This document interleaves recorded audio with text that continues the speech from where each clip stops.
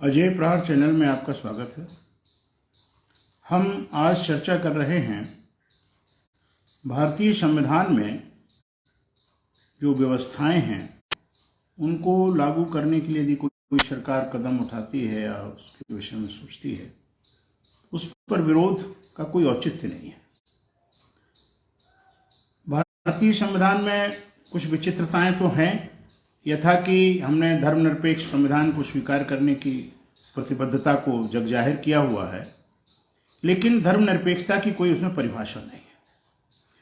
और लोकतांत्रिक सरकार के माने हैं कि शासन कल्याणकारी होना चाहिए, और हमारे संविधान में कल्याणकारी संविधान की जो भी परिकल्पना है वो नीति निर्देशक सिद्धांतों में कैद है, और नीति निर्देशक सिद्धांतों को आज तक पूरी तरीके से क्या आंशिक भी कहीं लागू नहीं किया गया है।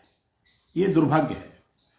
अभी चारों तरफ से कुछ छुटपुट खबरें उठी कि समान नागरिक संहिता की मांग हुई कि होना चाहिए, और सरकारों की भी कुछ खबरें ऐसी आई कि राज्य का विषय है, राज्य भी बना सकते हैं, केंद्र भी बना सकते हैं। उस पर कुछ थोड़े से बुलबुले उठे, कोई बड़ा विचित्र अभी बहुत जोरदार कार्य नहीं हुआ।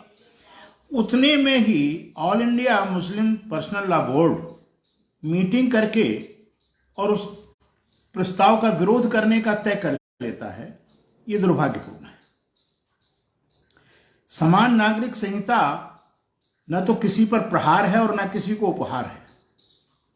ये जो तमाम विविधताएं हैं, उन विविधताओं के तहत सबको एक प्लेटफॉर्म पे लाने का, बनाने का एक जो सपना है, जो हमारे भारतीय संविधान के निर्माताओं ने संविधान निर्माण के समय पर स्वतंत्रता संग्राम के आंदोलन में की गई तमाम मांगों के संदर्भ में यह भी एक मांग थी कि इस देश में समान नागरिकता संहिता लागू की जाए। और ऐसा नहीं है कि समग्र मुस्लिम समाज इसके विरोध में होगा, ये कतई नहीं।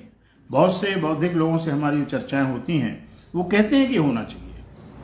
तो जब हम समान नागरिक संहिता की चर्चा करते हैं तो उस पर विरोध स्वीकार्य नहीं होना चाहिए।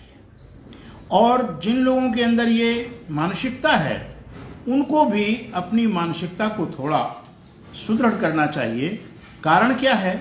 कारण यह है कि धर्म, संप्रदाय कुछ भी हों, राष्ट्र से ऊपर नहीं हो सकते। और राष्ट्र को अगर हमें एक ताकि सूत्र में पिरोने की बात करना है तो समान नागरिक संहिता पर सभी राजनीतिक दलों में, सभी धार्मिक प्रतिनिधियों में, सभी सांप्रदायिक लोगों में एक कॉमन सामान्य राय भी विकसित करना ये सरकार का भी दायित्व है। सरकार को चाहिए कि इस पर होमवर्क पूरा कर ले ताकि ये सर्वस्वीकार हो जाए। और समान नागरिक संहिता इस देश की आज बहुत बड़ी आवश्यकता है, और उस आवश्यकता की संपूर्ति का दायित्व जो भी शासन में बैठा है उनका है। और यदि कोई राजनीतिक दल इसका विरोध करते हैं तो वो संविधान का विरोध है, और संविधान का विरोध करने वाले राजनीतिक दलों के पंजीयन का फिर कोई अधिकार नहीं रह जाता है।